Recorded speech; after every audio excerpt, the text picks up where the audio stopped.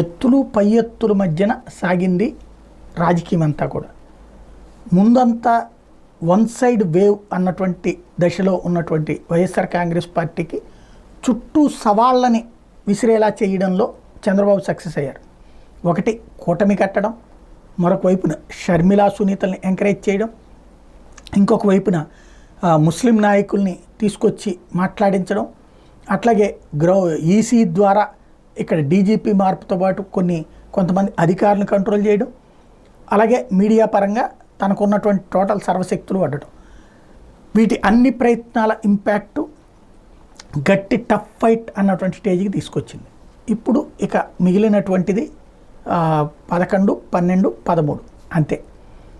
ఈ 3 రోజులలో ఏం మార్పులు జరుగుతాయి ప్రజలైతే డిసైడ్ అయిపోయారు. నాకు అర్థమైనంత వరకు ఎవరికి ఓటు వేయాలన్నది ఎవరికి వాళ్ళు డిసైడ్ అయిపోయారు.